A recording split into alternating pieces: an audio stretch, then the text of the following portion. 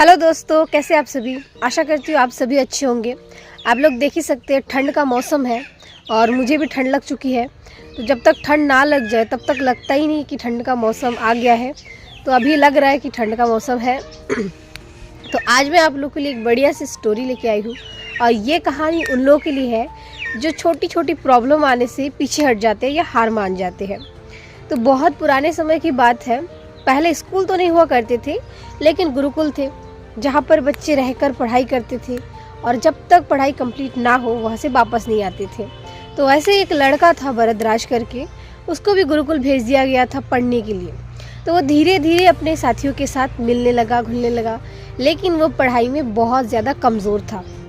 उसके गुरु ने भी उसकी मदद करने की बहुत कोशिश की, लेकिन थक हार के उन्होंने एक दिन भरद्वाज को बुलाया और कहा, बेटा भरद्वाज, मुझे ऐसा लगता है ये पढ़ाई लिखाई तुम्हारे लिए नहीं है, तो तुम अपने घर वापस लौट जाओ और कोई दूसरा काम कर लो। भरद्वाज को भी बहुत ज़्यादा दुख हुआ, अब वो क्या कर सकता है, और वो उसी दुखी मन से अपने घर की तरफ लौट गया। तो जाते जाते रास्ते में ना उसको बहुत ज़्यादा प्यास लग गई।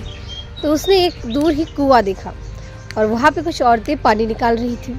तो कुएं के पास जैसे ही गया, जाके वो देखता है कि जिस पत्थर से वो लोग पानी निकाल रहे थे वहाँ पर एक गहरा निशान बना हुआ है। तो उन औरतों से पूछता है कि आप लोगों ने ये निशान कैसे बनाया।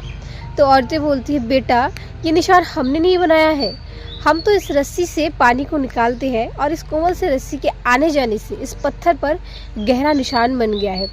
तो भरद्वाज सोचने लगा कि इतना कठोर पत्थर है और इतनी कोमल सी रस्सी है, इसके आने जाने से जब इतना गहरा निशान बन सकता है तो मैं पढ़ाई क्यों नहीं कर सकता हूँ। अगर मैं बार बार कोशिश करूँ, अभ्यास करूँ, तो मैं भी तो पढ़ाई सीख सकता हूँ।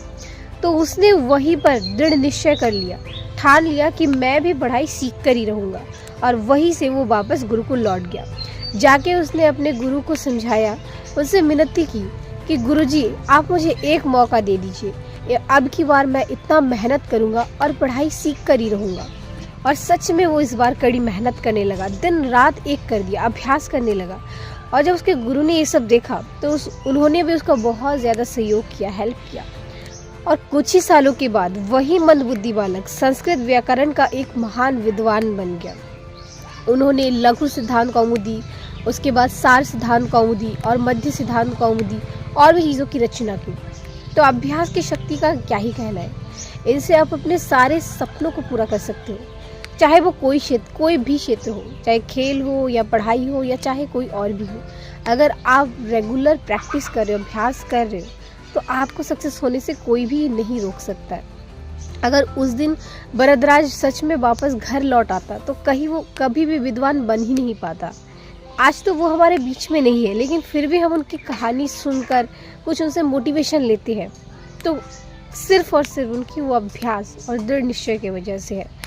अगर आप अपनी किस्मत के भरोसे बैठे हैं तो आपको पछतावे के अलावा कुछ भी नहीं मिलेगा, क्योंकि ज़िंदगी में कुछ भी ऐसे ही नहीं मिलता। बिना परिश्रम के, बिना मेहनत के, अभ्यास के ज़िंदगी में आज तक कोई सफल हो ही नहीं पाया, तो आप भी नहीं हो सकते। अगर आपका भी कोई लक्ष्य है तो आज से अभ्यास के साथ साथ परिश्रम, लगन और धैर्य रखकर जुट जाइए, सक्सेस आपके कदम चूमेंगी।